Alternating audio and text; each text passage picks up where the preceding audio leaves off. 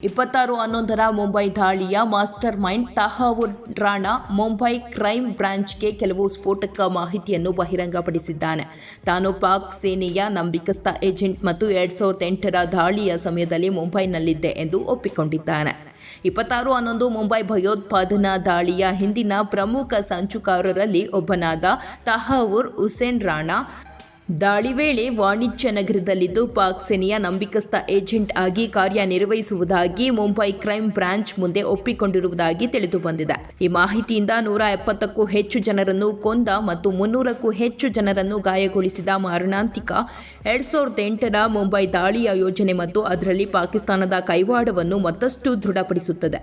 ವರ್ಷಗಳ ಕಾನೂನು ಹೋರಾಟ ಮತ್ತು ಹಸ್ತಾಂತರ ಪ್ರಕ್ರಿಯೆ ನಂತರ ಭಾರತಕ್ಕೆ ಕರೆತಂದ ರಾಣಾನ ಮೊದಲ ಸುತ್ತಿನ ವಿಚಾರಣೆಯ ಸಮಯದಲ್ಲಿ ಈ ಮಾಹಿತಿಯನ್ನು ಬಾಯ್ಬಿಟ್ಟಿದ್ದಾನೆ.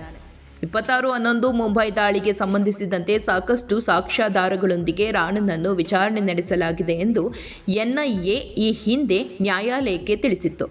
ವಿಚಾರಣೆಯ ಸಮಯದಲ್ಲಿ ಆತನ ತಪ್ಪಿಸಿಕೊಳ್ಳುವ ವರ್ತನೆ ಮತ್ತು ಸಹಕಾರದ ಕೊರತೆಯನ್ನು ಉಲ್ಲೇಖಿಸಿ ಮತ್ತಷ್ಟು ಕಸ್ಟಡಿಗಾಗಿ ಸಂಸ್ಥೆ ವಾದಿಸಿತು. ಹಿರಿಯ ವಕೀಲ ದಯಾನ್ ಕೃಷ್ಣ ಮತ್ತು ವಿಶೇಷ ಪಬ್ಲಿಕ್ ಪ್ರಾಸಿಕ್ಯೂಟರ್ ನರೇಂದರ್ ಮಾನ್ ಅವರು ಎನ್ಐಎಯನ್ನು ಪ್ರತಿನಿಧಿಸಿದ್ದಾರೆ. ವಕೀಲ ಪಿಯೂಷ್ ಸಚ್ದೇವ ಅವರು ರಾಣಾ ಪರ ವಾದ ಮಂಡಿಸಿದರು.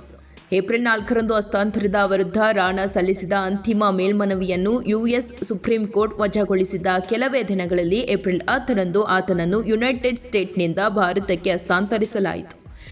26/11 ಮುಂಬೈ ಭಯೋತ್ಪಾದಕ ದಾಳಿಗೆ ಸಂಬಂಧಿಸಿದಂತೆ ರಾಣಾನನ್ನು ಈಗ ವಿಚಾರಣೆ ನಡೆಸಲಾಗುತ್ತಿದೆ. ಇದು ಭಾರತದ ನೆಲದಲ್ಲಿ ನಡೆದ ಅತ್ಯಂತ ಭೀಕರ ಭಯೋತ್ಪಾದಕ ದಾಳಿಗಳಲ್ಲಿ ಒಂದಾಗಿದ್ದು 166 ಜನರನ್ನು ಬಲಿ ತೆಗೆದುಕೊಂಡು ತಾಜ್ ಹೋಟೆಲ್ ಸೇರಿದಂತೆ ಮುಂಬೈನಾದ್ಯಂತ ಹಲವಾರು ಸ್ಥಳಗಳನ್ನು ಗುರಿಯಾಗಿಟ್ಟುಕೊಂಡು ನಡೆದ ದಾಳಿಯಲ್ಲಿ ಅಪಾರ ಪ್ರಮಾಣದ ಹಾನಿಯಾಗಿತ್ತು, ಅಲ್ಲದೆ ಸಾಕಷ್ಟು ಭೀತಿ ಉಂಟು ಮಾಡಿತ್ತು. 26/11ರ ಮುಂಬೈ ದಾಳಿಯ master mind Tahawwur Rana Mumbai crime ಬ್ರಾಂಚ್ಗೆ ಕೆಲವು ಸ್ಫೋಟಕ ಮಾಹಿತಿಯನ್ನು ಬಹಿರಂಗಪಡಿಸಿದ್ದಾನೆ. ತಾನು ಪಾಕ್ ಸೇನೆಯ ನಂಬಿಕಸ್ಥ ಏಜೆಂಟ್ ಮತ್ತು 2008ರ ದಾಳಿಯ ಸಮಯದಲ್ಲಿ ಮುಂಬೈನಲ್ಲಿದ್ದೆ ಎಂದು ಒಪ್ಪಿಕೊಂಡಿದ್ದಾನೆ. 26/11 ಮುಂಬೈ ಭಯೋತ್ಪಾದನಾ ದಾಳಿಯ ಹಿಂದಿನ ಪ್ರಮುಖ ಸಂಚುಕಾರರಲ್ಲಿ ಒಬ್ಬನಾದ ತಹವ್ವೂರ್ ಹುಸೇನ್ ರಾಣಾ ದಾಳಿ ವೇಳೆ ವಾಣಿಜ್ಯ ನಗರದಲ್ಲಿದ್ದು ಪಾಕ್ ಸೇನೆಯ ನಂಬಿಕಸ್ಥ ಏಜೆಂಟ್ ಆಗಿ ಕಾರ್ಯನಿರ್ವಹಿಸುವುದಾಗಿ ಮುಂಬೈ ಕ್ರೈಮ್ ಬ್ರಾಂಚ್ ಮುಂದೆ ಒಪ್ಪಿಕೊಂಡಿರುವುದಾಗಿ ತಿಳಿದುಬಂದಿದೆ. ಈ ಮಾಹಿತಿಯಿಂದ 170ಕ್ಕೂ ಹೆಚ್ಚು ಜನರನ್ನು ಕೊಂದ ಮತ್ತು 300ಕ್ಕೂ ಹೆಚ್ಚು ಜನರನ್ನು ಗಾಯಗೊಳಿಸಿದ ಮಾರಣಾಂತಿಕ 2008ರ ಮುಂಬೈ ದಾಳಿಯ ಯೋಜನೆ ಮತ್ತು ಅದರಲ್ಲಿ ಪಾಕಿಸ್ತಾನದ ಕೈವಾಡವನ್ನು ಮತ್ತಷ್ಟು ದೃಢಪಡಿಸುತ್ತದೆ. ವರ್ಷಗಳ ಕಾನೂನು ಹೋರಾಟ ಮತ್ತು ಹಸ್ತಾಂತರ ಪ್ರಕ್ರಿಯೆ ನಂತರ ಭಾರತಕ್ಕೆ ಕರೆತಂದ ರಾಣಾನ ಮೊದಲ ಸುತ್ತಿನ ವಿಚಾರಣೆಯ ಸಮಯದಲ್ಲಿ ಈ ಮಾಹಿತಿಯನ್ನು ಬಾಯ್ಬಿಟ್ಟಿದ್ದಾನೆ. 26/11 ಮುಂಬೈ ದಾಳಿಗೆ ಸಂಬಂಧಿಸಿದಂತೆ ಸಾಕಷ್ಟು ಸಾಕ್ಷ್ಯಾಧಾರಗಳೊಂದಿಗೆ ರಾಣಾನನ್ನು ವಿಚಾರಣೆ ನಡೆಸಲಾಗಿದೆ ಎಂದು ಎನ್ಐಎ ಈ ಹಿಂದೆ ನ್ಯಾಯಾಲಯಕ್ಕೆ ತಿಳಿಸಿತ್ತು.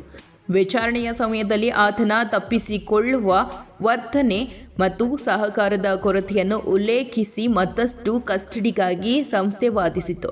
ಹಿರಿಯ ವಕೀಲ ದಯಾನ್ ಕೃಷ್ಣ ಮತ್ತು ವಿಶೇಷ ಪಬ್ಲಿಕ್ ಪ್ರಾಸಿಕ್ಯೂಟರ್ ನರೇಂದರ್ ಮಾನ್ ಅವರು ಎನ್ಐಎಯನ್ನು ಪ್ರತಿನಿಧಿಸಿದ್ದಾರೆ. ವಕೀಲ ಪಿಯೂಷ್ ಸಚ್ದೇವ ಅವರು ರಾಣಾ ಪರ ವಾದ ಮಂಡಿಸಿದರು. ಏಪ್ರಿಲ್ 4ರಂದು ಹಸ್ತಾಂತರದ ವಿರುದ್ಧ ರಾಣಾ ಸಲ್ಲಿಸಿದ ಅಂತಿಮ ಮೇಲ್ಮನವಿಯನ್ನು ಯುಎಸ್ ಸುಪ್ರೀಂ ಕೋರ್ಟ್ ವಜಾಗೊಳಿಸಿದ ಕೆಲವೇ ದಿನಗಳಲ್ಲಿ ಏಪ್ರಿಲ್ 10ರಂದು ಆತನನ್ನು ಯುನೈಟೆಡ್ ಸ್ಟೇಟ್ಸ್ನಿಂದ ಭಾರತಕ್ಕೆ ಹಸ್ತಾಂತರಿಸಲಾಯಿತು.